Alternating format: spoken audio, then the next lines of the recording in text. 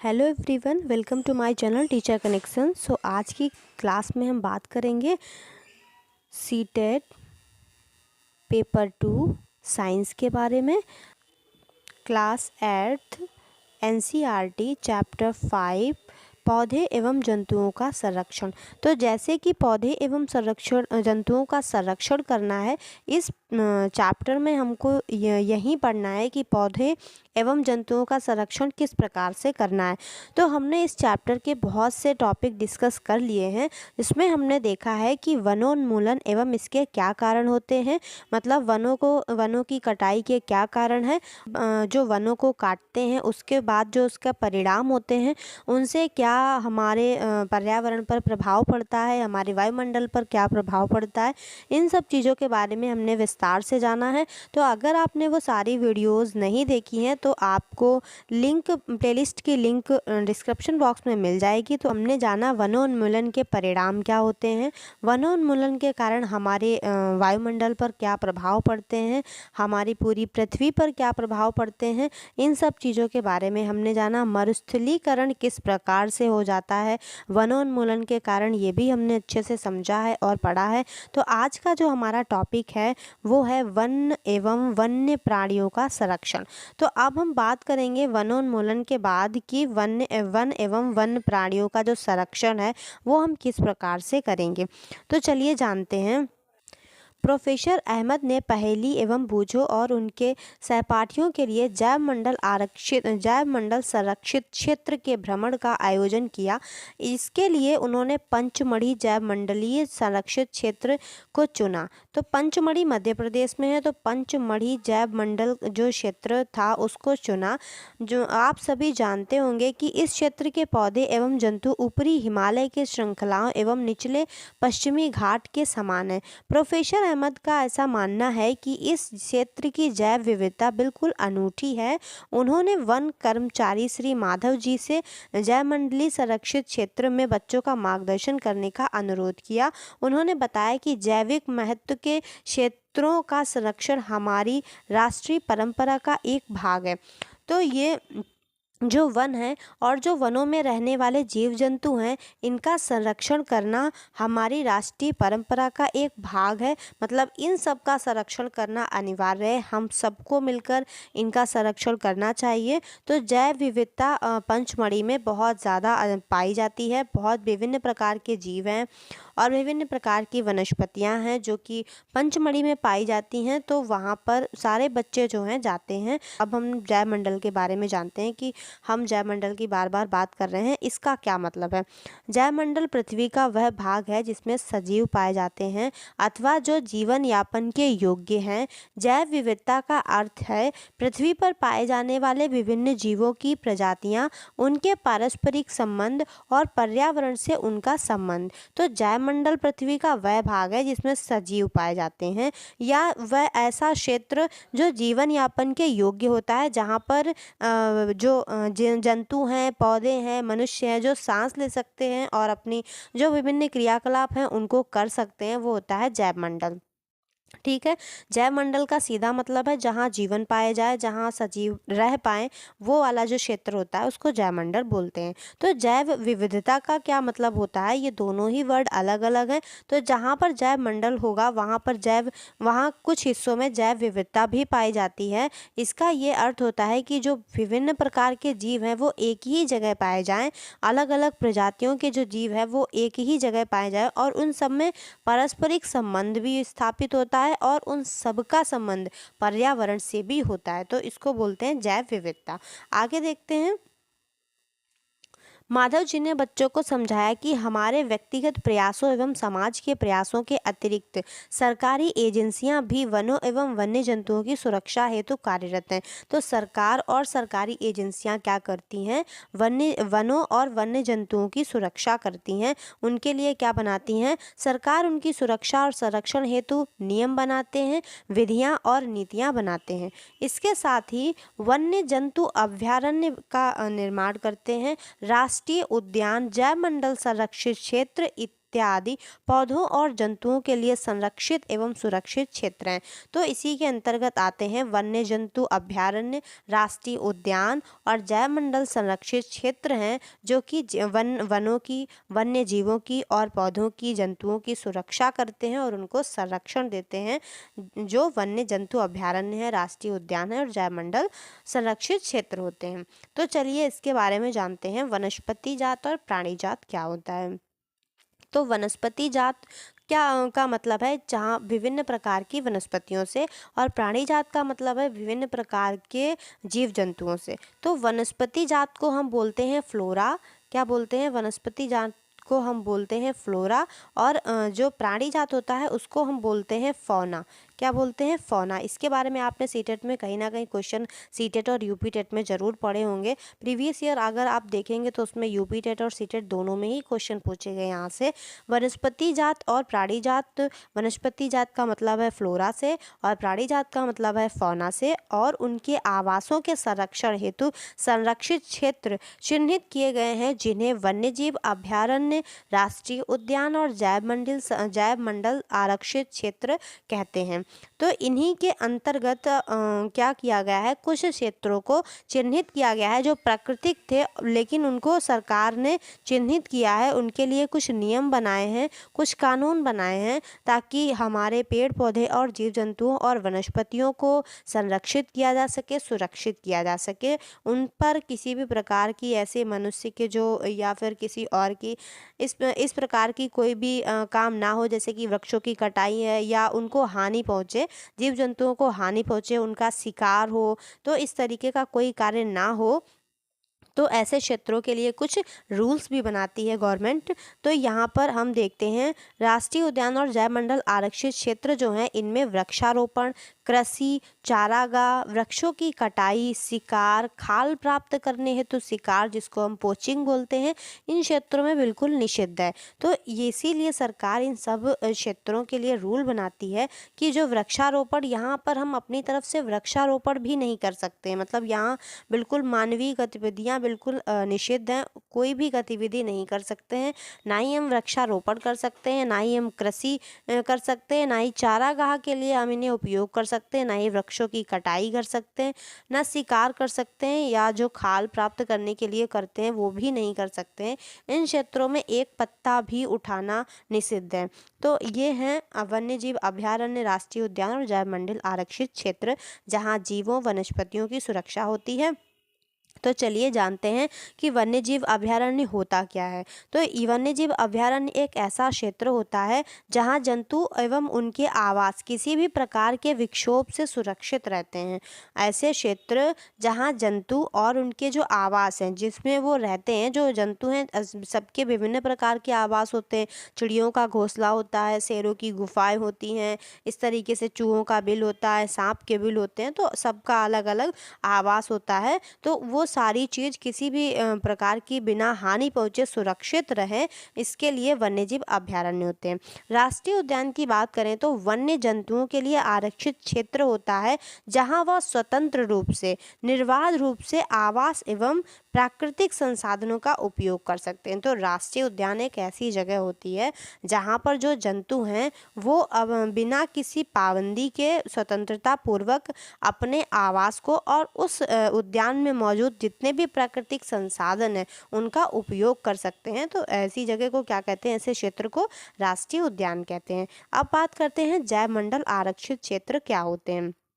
वन्य जीवन, पौधों और जंतु संसाधनों और उस क्षेत्र के आदिवासियों के पारंपरिक ढंग से जीवन यापन हेतु विशाल संरक्षित क्षेत्र होता है।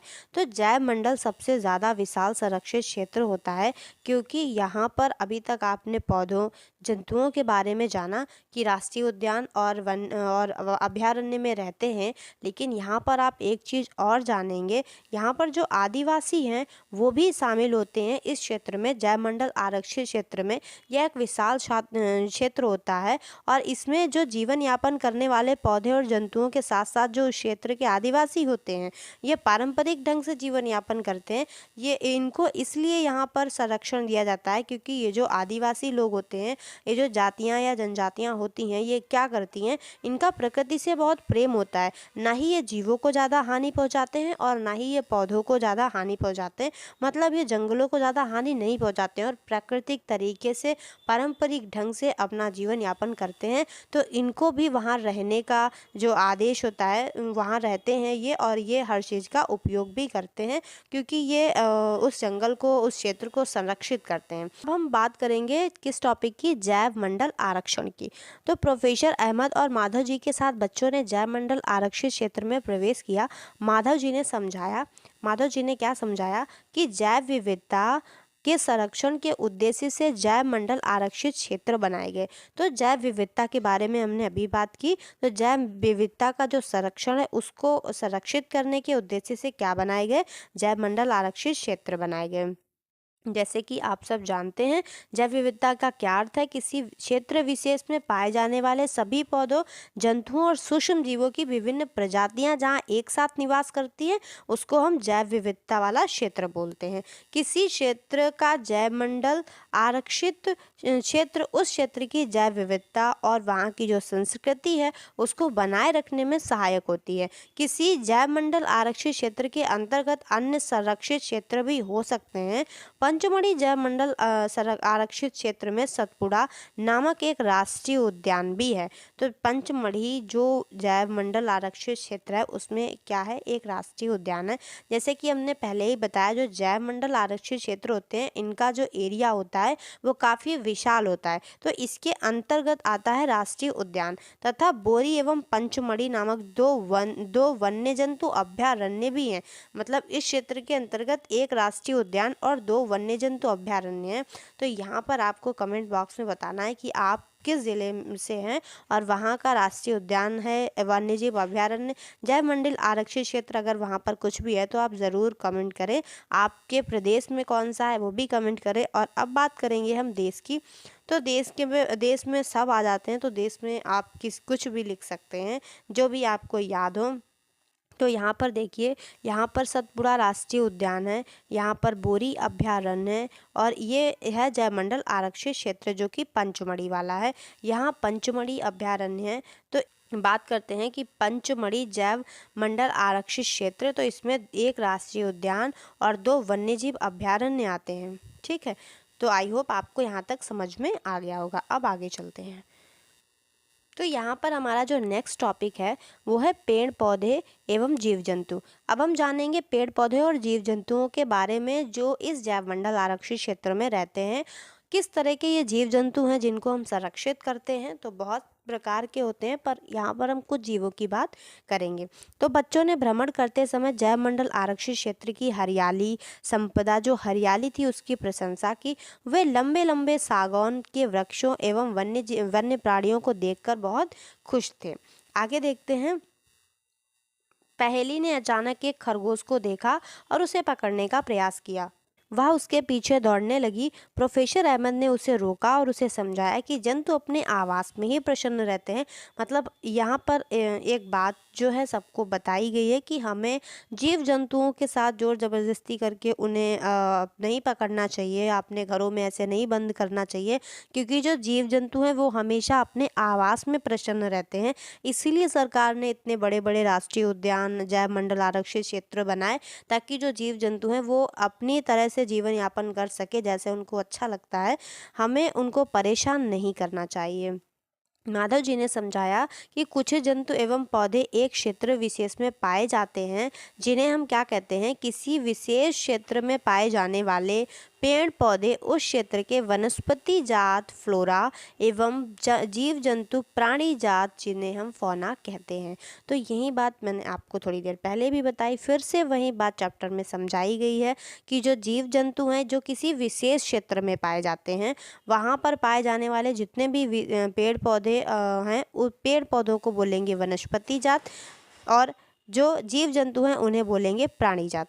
तो आई होप ये आपको वनस्पति जात और प्राणी जात समझ में आ गया होगा। ये चैप्टर में भी बार बार इसलिए समझाया गया है क्योंकि ये हमारे एग्ज़ाम में पूछा जाता है।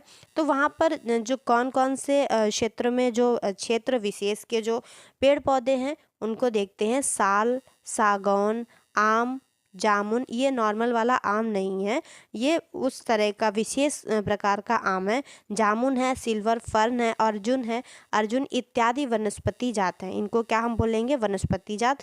तथा चिंकारा, नीलगाय, बार्किंग हिरण, चीतल, तेंदुआ, जंगली कुत्ता, भेड़िया इत्यादि पंचमढ़ी जैव मंडल आरक्षित क्षेत्र के प्राणी जात हैं। तो ये हैं वनस्पति जात और प्राणी जात जो कि पंचमढ़ी में विशेष रूप से पाए जाते हैं। ये हर कहीं देखने को नहीं मिलते हैं, इसीलिए हम कह रहे हैं कि किसी विशेष क्षेत्र के में पाए जाने वाले पेड़ पौधे और जीव जंतु हैं वो वनस्पति जात और प्राणी जात कहलाते हैं। तो ये जो बात हो रही थी ये पंचमढ़ी की हो रही थी। बाकी अगर आप गुजरात की, मध्य प्रदेश की, उत्तर प्रदेश की बात करेंगे तो हर जगह अलग अलग प्रकार के जीव मिलते हैं, विशेष प्रकार के जीव जो किसी एक क्षेत्र में ही पाए जाते हैं। तो आगे देखते हैं। तो यहाँ पर यह है जंगली कुत्ता जो कि पंचमढ़ी में पाया जाता है। यह है चीतल और यह है भेड़िया, तेंदुआ और फर्न पौधा और जामुन। तो ये सब जो है पंचमढ़ी में पाए जाते हैं जो कि विशेष प्रकार के हैं जो कि उसी क्षेत्र में पाए जाते हैं। ठीक है, तो अब हम जानते हैं कि विशेष क्षेत्रीय प्रजाति क्या होती है। इसका क्या मतलब है? मतलब हर क्षेत्र की एक विशेष प्रजाति होती है, उसी को हम विशेष क्षेत्रीय प्रजाति कहते हैं। कहीं टाइगर पाए जाते हैं, कहीं शेर पाए जाते हैं। तो ये उस जगह की क्षेत्र प्रजाति होती है जिस जगह वो बहुत ज़्यादा मात्रा में पाई जाती है, जहाँ पर वो जीवन यापन आसानी से कर सकते हैं। बच्चे शीघ्र ही शांतिपूर्वक गहरे वन में प्रविष्ट हो गए। बच्चे एक विशालकाय गिलहरी को देखकर अचंभित रह गए। इस गिलहरी की एक लंबी फरदार पूंछ है, वे इसके विषय में जानने के लिए उत्सुक हैं। माधव जी ने बताया कि यह एक इसे विशाल गिलहरी कहते हैं और यहाँ की विशेष क्षेत्रीय स्पीसीज है। तो ये प्रजाति जो थी वो पंचमढ़ी की थी क्योंकि ये कैसी गिलहरी है? लंबी पूंछदार फरदार गिलहरी है। अपने लोगों के यहाँ तो छोटी छोटी गिलहरी पाई जाती हैं, लेकिन पंचमढ़ी में एक विशेष प्रकार की विशाल गिलहरी दिखाई दी। इसी को बोलते हैं कि वह विशेष क्षेत्रीय स्पीसीज है। पौधे और जंतुओं की वह स्पीसीज जो किसी विशेष क्षेत्र में विशिष्ट रूप से पाई जाती है उसे विशेष क्षेत्रीय स्पीसीज कहते हैं।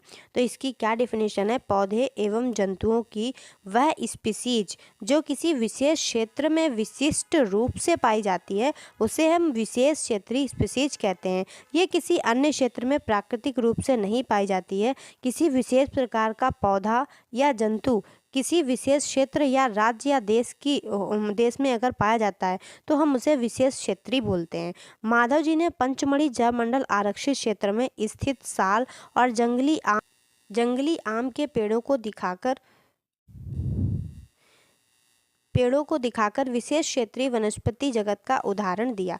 उन्होंने जंगली आम और साल को भी दिखाया। ये भी पंचमढ़ी में जैव मंडल आरक्षित क्षेत्र में पाए जाते हैं, ये भी हर जगह नहीं पाए जाते हैं। विशन जो कि बैल होता है, भारतीय विशाल गिलहरी तथा उड़ने वाली गिलहरी इस क्षेत्र के विशेष प्राणी हैं। और भी वहाँ पर प्राणी हैं जो उस विशेष क्षेत्र में रहते हैं। प्रोफेसर अहमद ने बताया कि इनके आवास के नष्ट होने, बढ़ती हुई जनसंख्या एवं नई स्पीसीज के प्रवेश से विशेष क्षेत्रीय स्पीसीज के जो प्राकृतिक आवास हैं इन पर भी खतरा होता है, इन पर भी प्रभाव पड़ सकता है, इनके अस्तित्व को भी खतरा हो सकता है। तो किस तरह की पंचमढ़ी में गिलहरी पाई जाती है? इस तरीके की लंबी पूंछ वाली विशाल गिलहरी पाई जाती है। और यह है जंगली आम, यह है विशाल गिलहरी। समूह है स्पीसीज सजीवों की समष्टि का वह समूह है जो एक दूसरे के अंतर जनन करने में सक्षम होते हैं। इसका अर्थ है कि एक जाति के सदस्य केवल अपनी जाति के सदस्यों के साथ अन्य जाति के सदस्यों को छोड़कर जननक्षम संतान उत्पन्न कर सकते हैं। एक जाति के सदस्यों में सामान्य लक्षण पाए जाते हैं। तो इसका क्या मतलब है? इस पूरी बात का जो मतलब है इस नोट का, इसका मतलब यह है कि जो एक जीव होता है है वो अपनी ही जाति के सदस्य से वो क्या कर सकता है, अन्य संतानें उत्पन्न कर सकता है। वो दूसरी जाति के सदस्यों के साथ अन्य संतानें नहीं उत्पन्न कर सकते हैं, क्योंकि एक जाति में क्या होता है, एक जाति के सदस्यों में समान लक्षण पाए जाते हैं, तो एक जैसे जीव उत्पन्न होते हैं। ठीक है, आई होप आपको ये सारी चीज़ें समझ में आ गई होंगी। अगर आपको समझ में आ गए हैं तो जल्दी से वीडियो को लाइक कर दीजिए, अपने फ्रेंड्स के साथ शेयर कीजिए, और अगर आपको कहीं डाउट है तो आप वो डाउट भी कमेंट सेक्शन में कमेंट कीजिए। और बहुत सारे जैव मंडल, आरक्षित क्षेत्र और राष्ट्रीय उद्यान और वन्य जंतु अभ्यारण्य के जो नाम है वो भी कमेंट कीजिए। भारत में जो अलग अलग पाए जाते हैं, हर प्रदेश और ज़िले के ज़रूर आप लिखिए, इससे आपको भी याद हो जाएंगे और अगर एग्ज़ाम में आते हैं तो वहाँ भी आपकी हेल्प होगी। तो ये जो सारी चीज़ें हैं वो हम पढ़ रहे हैं सीटेट पेपर 2 के लिए। सीटेट पेपर 2 साइंस में एनसीईआरटी जो साइंस की बुक है, एनसीईआरटी जो साइंस की बुक है, यहाँ से डायरेक्ट क्वेश्चन आते हैं। तो जितने मेरे से पॉसिबल होंगे वो पीवाईक्यू भी हम करवाएंगे। इस चैप्टर के जो नेक्स्ट जो क्लास आएगी उसमें चैप्टर के साथ मैं क्वेश्चंस भी करवाऊंगी। तो आप लोगों ने अगर अभी तक क्लास 6 एनसीईआरटी कंप्लीट हो चुकी है विद समरी, अगर आपने नहीं देखा है तो आप प्लेलिस्ट पर जाइए और सारी वीडियो को देख डालिए, आपके एग्ज़ाम में बहुत हेल्पफुल है। 8 फरवरी को सीटेट का एग्ज़ाम है। अगर आपके पास टाइम कम है, सारी वीडियो नहीं देख सकते, तो क्लास 7 और क्लास 6 की एनसीईआरटी की समरी जो वीडियो है उसकी भी लिंक आपको डिस्क्रिप्शन बॉक्स में मिल जाएगी, तो आप ज़रूर से देखिए। और अब शुरू हो चुका है क्लास 8 जिसके हमने 4 चैप्टर कंप्लीट कर लिए हैं लाइन बाय लाइन, और अब हम 5th चैप्टर को भी कंप्लीट करने वाले हैं और इसके भी क्वेश्चन आंसर करने वाले हैं।